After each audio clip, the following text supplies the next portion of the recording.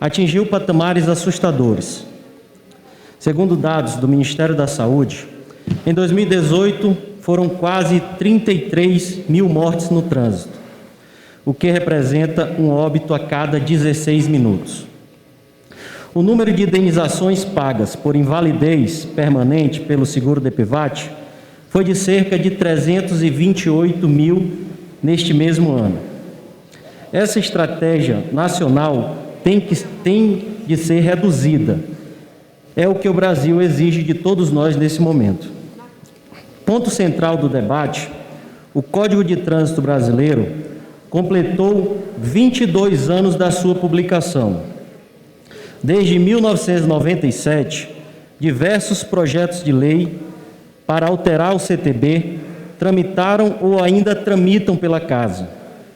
Pouco mais de 30 projetos lograram êxito nesse período, efetuando modificações no texto legal. As mudanças versaram tanto sobre questões administrativas e funcionais, quanto sobre regras de conduta, fiscalização e segurança no trânsito. Cabe ressaltar que a legislação brasileira de trânsito é extremamente rigorosa, uma das mais duras do mundo. A tolerância zero para a ingestão de bebida alcoólica ao volante é um exemplo clássico dessa constatação.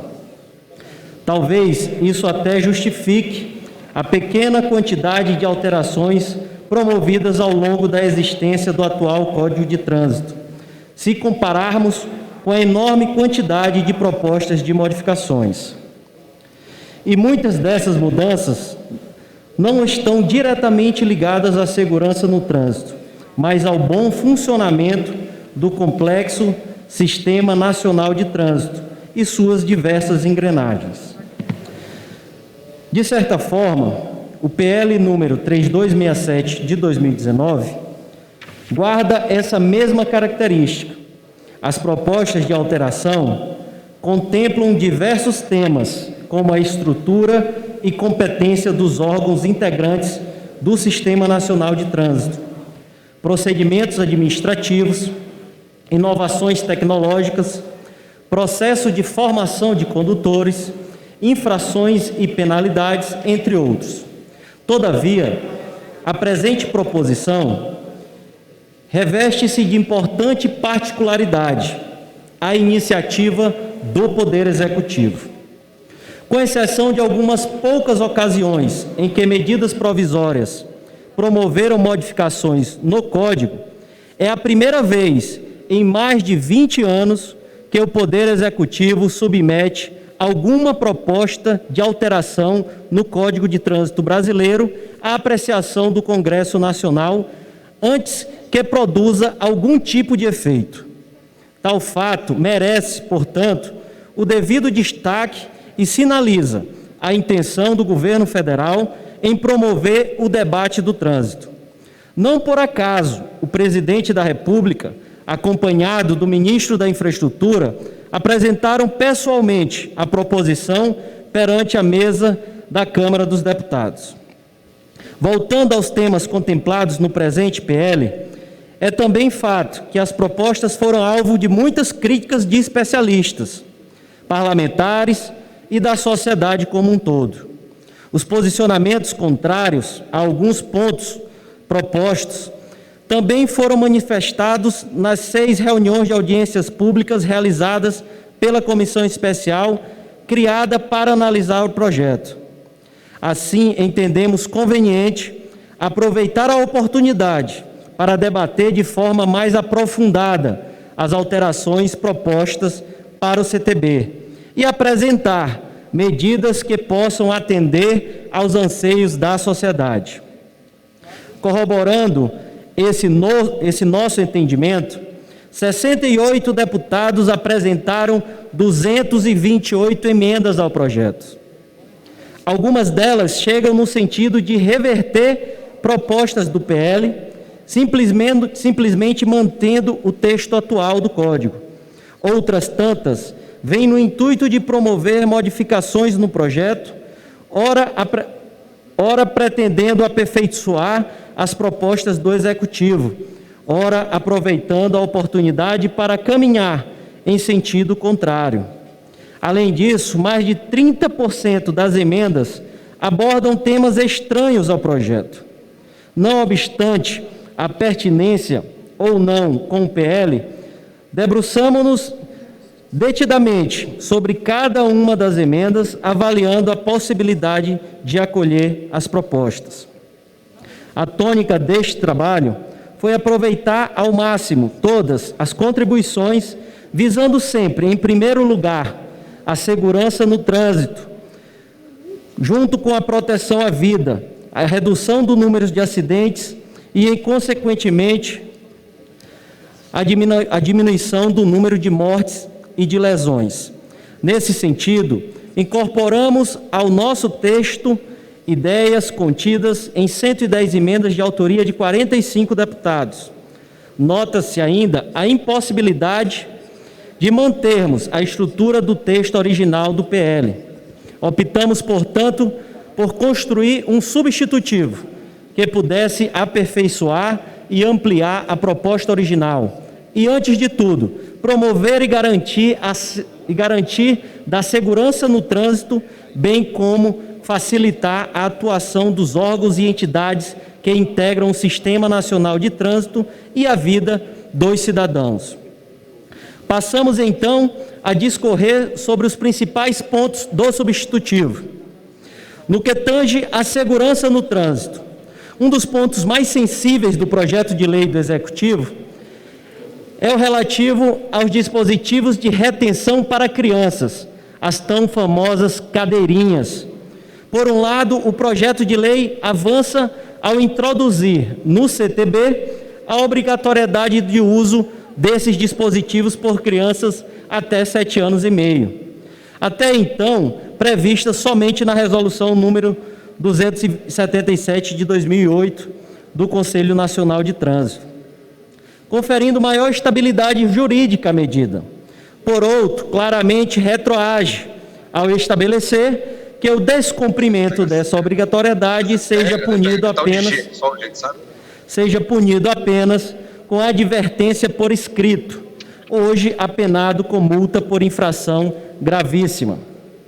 Respaldados por estudos promovidos por entidades que zelam pela segurança no trânsito, que alertam para a importância de se considerar a altura da criança para definir as situações em que a cadeirinha devem ser usadas, e considerando a relação média entre a idade e a altura das crianças brasileiras, estamos propondo no substitutivo que os dispositivos de retenção sejam obrigatórios para crianças de até 10 anos ou que ainda não atingiram 1,45 m de altura. Vale salientar que tais parâmetros estão em consonância com as recomendações da Diretiva Europeia de 2003 a 2020, adotados por países que são referência em segurança no trânsito. Além disso, mantemos a penalidade hoje prevista no CTB para o descumprimento dessa obrigatoriedade, qual seja multa correspondente à infração gravíssima. Afinal, como as crianças são os atores mais vulneráveis do trânsito, não podemos descuidar da sua segurança. No mesmo sentido, propomos que a idade mínima para que a criança seja transportada em motocicletas, motonetas ou ciclomotores seja ampliada para 10 anos. A estrutura das crianças até essa idade ainda está em fase de desenvolvimento e, portanto, seus ossos, seus órgãos ainda são frágeis, muito mais frágeis do que os de um adulto. Além disso, especialistas afirmam que crianças com idade inferior não têm a destreza suficiente para se sustentar adequadamente na garupa dos veículos de 2 rodas. Outra proposta do PL, acolhida e aperfeiçoada no substitutivo, refere-se às campanhas de recall. Apesar da importância de os proprietários de veículos comparecerem às concessionárias para reparar algum defeito constatado, são frequentes os casos de descumprimento, colocando em risco a segurança dos condutores desses veículos e de outras pessoas. Diferentemente do que propõe o PL, que condiciona a emissão do certificado de registro de veículo, exigível somente em caso de transferência de propriedade ao cumprimento do recall. Propomos que tal exigência seja condição para o licenciamento anual do veículo, a partir do 2º ano após o chamamento. A ideia é reduzir o tempo em que o veículo circulará com o recall pendente, minimizando assim os riscos de acidente de trânsito. Ainda com o olhar voltado para a defesa à vida, acolhemos importante proposta constante de emenda apresentada: regulamentar o tráfego de motocicletas, motonetas e ciclomotores pelo corredor, quando o trânsito estiver parado ou lento. Nestas condições, as motocicletas poderão trafegar entre veículos, mas deverão transitar com velocidade compatível com a segurança dos pedestres e demais veículos. A medida impõe limites ao tráfego das motocicletas com o objetivo de reduzir uma das causas mais frequentes de internações e de invalidez em decorrências de acidentes no trânsito. O PL propôs ainda a ampliação dos prazos para renovação dos exames de aptidão física e mental, de 5 para 10 anos, para condutores até 65 anos de idade, e de 3 para 5 anos para condutores com mais de 65 anos de idade. Diversas emendas abordaram essa questão, trazendo propostas de escalonamento desses prazos em função de faixas etárias. Após acalorados debates e de diversas opções estudadas, construímos uma proposta que estipula o prazo de 10 anos para a renovação da habilitação de condutores com menos de 50 anos de idade, de 5 anos para condutores com idade igual ou superior a 50 anos e inferior a 70 anos, e de 3 anos para os condutores com idade igual ou maior do que 70 anos. Para os motoristas que exercem atividade remunerada em veículo, o prazo da validade dos exames é de 5 anos para aqueles com idade inferior a 70 e de 3 anos a partir dos 70 anos. O aumento da longevidade dos brasileiros, proporcionado pela melhoria das condições de saúde da população nas últimas décadas, dá o necessário respaldo para a ampliação dos prazos de validade dos exames, sem que haja comprometimento da segurança no trânsito. Além disso, é preciso registrar que, em nível internacional, apesar da variedade de prazos adotados para a renovação da habilitação pelos diversos países, verifica-se o amplo emprego do prazo de validade de 10 anos para a habilitação de condutores com menos de 50 anos de idade, bem como o prazo de 5 anos para os motoristas profissionais. Esses são, inclusive, os prazos previstos pela Diretiva Europeia de 2006 a 2026, que regula o tema. Vale lembrar, ademais, que a legislação no trânsito atual permite que esses prazos sejam reduzidos em razão de deficiência física ou mental ou doença progressiva que requeira uma nova avaliação em tempo menor. Por outro lado, estamos propondo a exigência de avaliação psicológica nos casos em que o condutor se envolver em acidente grave para o qual haja contribuído, ser condenado judicialmente por delito de trânsito ou quando estiver colocando em risco a segurança no trânsito por decisão da autoridade de trânsito. Entendemos que nesses casos, além da frequência a curso de reciclagem para que o condutor possa voltar a dirigir, mostra-se fundamental avaliar se ele mantém as condições psicológicas que lhe garantiram a concessão da Carteira Nacional de Habilitação. Outro ponto recorrente nas emendas trata dos profissionais que realizam os exames de aptidão física e mental e avaliação psicológica. Atualmente, os requisitos para o credenciamento de médicos e psicólogos, peritos, examinadores, são disciplinados pela Resolução número 425 de 2012 do CONTRAN, que exige a titulação de especialista em medicina no tráfego e psicologia do trânsito, respectivamente. Entendemos oportuno introduzir tais requisitos para o texto legal, conferindo maior estabilidade jurídica à medida.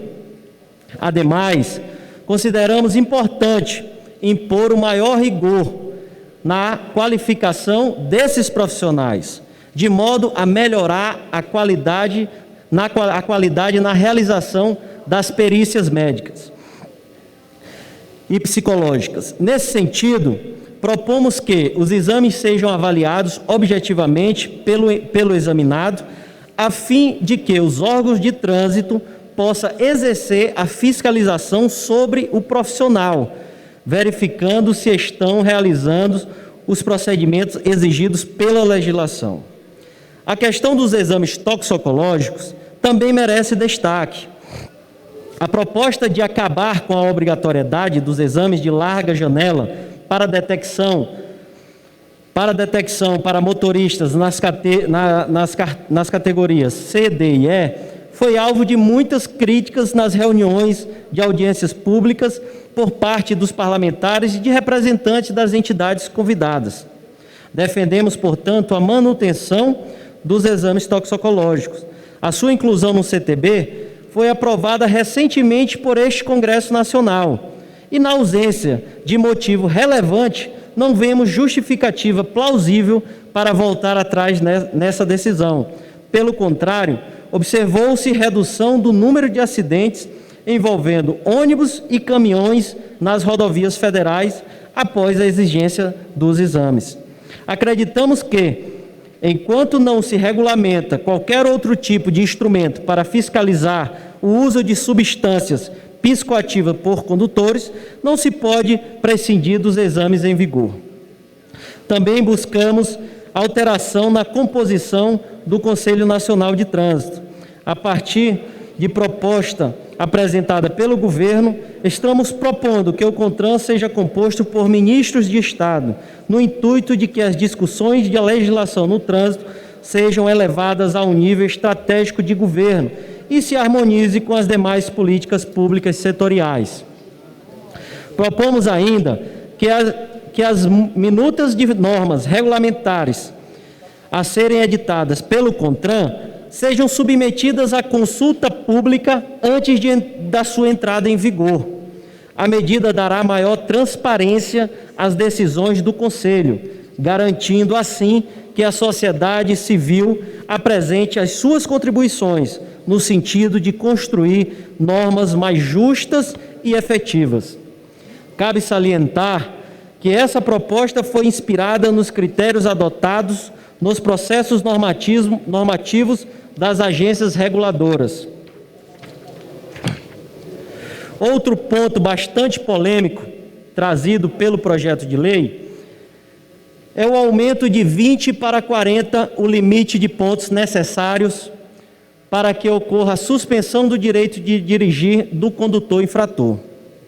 Em que pese a alegação do governo de que o limite atual é bastante rigoroso, entendemos que a simples ampliação do limite poderia estimular a imprudência e o cometimento de infrações sem considerar a natureza ou o potencial de risco delas. Sob a égide da necessidade da revisão da amplitude de gradação das penalidades adotadas no Sistema Nacional de Trânsito Brasileiro, propomos uma escala com 3 limites de pontuação para que a CNH seja suspensa. Com 20 pontos se o condutor tiver 2 ou mais infrações gravíssimas. Com 30 pontos se tiver apenas uma infração gravíssima, ou 40 pontos se não constar entre as suas infrações nenhuma infração gravíssima. Os motoristas profissionais, por sua vez, em razão do tempo alongado que passam ao volante e das condições mais adversas a que são submetidos, para muito além do simples deslocamento no percurso, casa, trabalho e trabalho-casa, estão mais propensos ao cometimento de infrações no trânsito, por tratar-se de condutores com características distintas e considerando que o princípio da equidade deve nortear as ações do poder público, julgamos pertinente flexibilizar para que esses condutores a aplicação da penalidade de suspensão do direito de dirigir, no sentido de que o limite de 40 pontos possa ser atingido sem vinculação à natureza das infrações cometidas. Importante salientar que um contraponto para essa flexibilização em nossa proposta é a manutenção do exame toxicológico para os condutores das categorias C, D e E, bem como o menor prazo de validade da carteira de habilitação dos motoristas profissionais em relação aos demais condutores. Dessa forma, contemplamos a proposta original do PL no sentido de tornar o sistema mais justo, sem descuidarmos da segurança do trânsito. Ainda no que se refere às pontuações, acolhemos a proposta que isenta os pontos relativos a infrações de natureza administrativa, ou seja, aquelas que não colocam em risco a segurança no trânsito. É o caso de infrações como portar no veículo placa em desacordo com as especificações, deixar o comprador de efetuar o registro do veículo no prazo de 30 dias, ou conduzir o veículo sem os documentos obrigatórios. Evidentemente, o condutor infrator não ficará isento da aplicação da devida penalidade, da multa, apenas da pontuação. Em outro necessário avanço, estamos permitindo que os municípios se integrem ao Sistema Nacional de Trânsito por meio das prefeituras municipais, sem a necessidade de criação de um órgão específico para essa finalidade. Atualmente, apenas 30% dos municípios brasileiros estão integrados no Sistema Nacional de Trânsito, em razão do alto custo exigido para a criação de um órgão de trânsito municipal. Ao permitir a integração por meio das prefeituras, o projeto se aproxima bastante da realidade vivenciada pela maioria dos municípios brasileiros, conferindo-lhes poder para celebrar convênios com o objetivo de melhorar a gestão do trânsito em seu território. Outra medida importante é a criação do Registro Nacional Positivo de Condutores, no qual deverão constar os dados dos condutores que não cometerem infrações de trânsito sujeita à pontuação nos últimos 12 meses. Com esse cadastro, esperamos estimular a condução responsável, premiando os bons condutores. Para isso, propomos o sorteio anual no valor correspondente a 1% do arrecadado no FUNSET, no Fundo Nacional de Segurança do Trânsito, aos condutores cadastrados. Também estamos possibilitando aos entes federados a utilização do cadastro positivo para conceder benefícios fiscais e tarifários. Espera-se ainda que as seguradoras de veículos possam também utilizar o referido banco de dados para conceder desconto aos cadastrados na contratação dos seus seguros. Propomos também a criação das escolinhas de trânsito, por parte dos órgãos executivos de trânsito estaduais e municipais, destinadas a promover a educação no trânsito para crianças e adolescentes. Entendemos que esse público atualmente, pedestres e ciclistas, assumirão no futuro o volante de veículos automotores e precisam, desde cedo, serem conscientizados da importância de um bom comportamento no trânsito. Parte dos recursos do FUNSET pode ser utilizado para tal finalidade, uma vez que já há uma previsão legal para isso. Apesar de termos nos debruçado sobre todas as emendas apresentadas, conforme já mencionado anteriormente, com a devida venha aos autores, deixamos de acolher algumas delas, em razão de apontarem para o sentido oposto das propostas acolhidas no substitutivo, conforme a argumentação apresentada. Ademais, outras emendas contemplam propostas inviáveis do ponto de vista técnico, jurídico ou operacional. Outras ainda tratam de questões bastante específicas, inadequadas para o texto legal e que, portanto, devem ser objeto de normas infralegais. Algumas, inclusive, já são tratadas em resoluções do CONTRAN. Ainda com relação às emendas, verificamos problemas de adequação orçamentária e financeira nas emendas 135 e 188. Diante de todo o exposto acerca da constitucionalidade formal, foram obedecidos os ditames constitucionais relativos à competência legislativa da União, sendo atribuição do Congresso Nacional dispor sobre a matéria com posterior sanção do Presidente da República, mediante iniciativa legislativa concorrente. Não há, de outra parte, qualquer violação a princípios ou normas de ordem material na Constituição de 1988, salvo no que se refere às emendas 135, 146 e 199.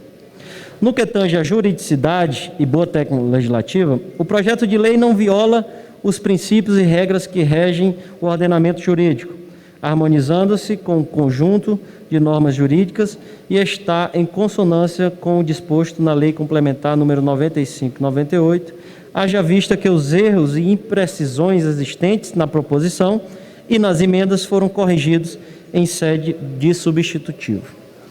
Pelas razões expressas no voto, pela comissão especial, é pela constitucionalidade, juridicidade e boa técnica legislativa e, no mérito, pela aprovação do PL número 3267 de 2019 e das emendas 2, 3, 4, 5, 6, 7, 8, 9, 10, 11, 12, 13, 16, 18, 19, 21, 24, 29, 31, 33, 34, 35, 40, 42, 46, 49, 50, 51, 57, 59, 60, 61, 62, 63, 64, 65, 66, 68, 71, 73, 74, 76, 78, 80, 81, 82, 85, 87, 89, 91, 93, 94, 95, 96, 97, 99, 100, 102, 103, 104, 105, 106, 108,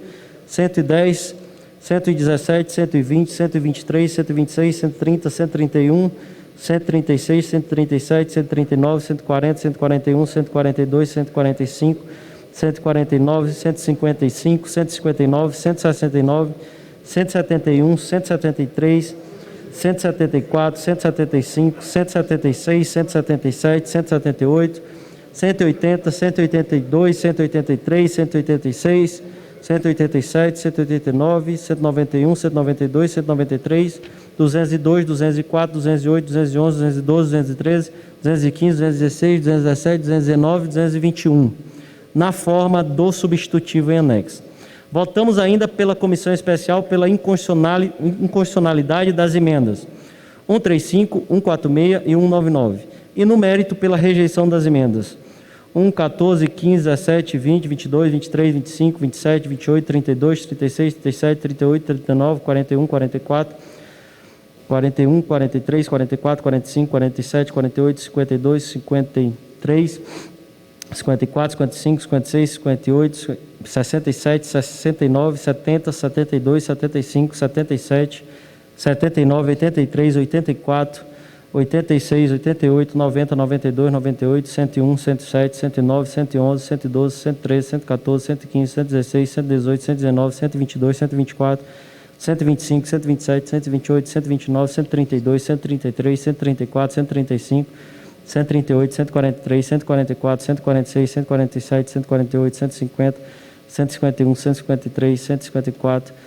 156, 157, 158, 160, 161, 162, 163, 164, 165, 166, 167, 168, 170, 171, 172, ou 171 não, 170, 172, 179, 181, 184, 185, 188, 190, 194, 195, 197, 198, 199, 200, 201, 203, 205, 206, 207, 209, 214, 218, 220, 222, 223, 224, 225, 226, 227, 228. Esse é o voto, senhor presidente.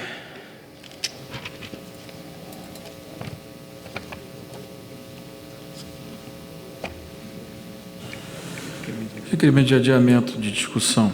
Requer no artigo 117 do Regimento Interno o adiamento da discussão por 2 sessões do PL 3 de 267-19, constituinte da pauta da presente sessão. Por favor, deputada Érica Cocai.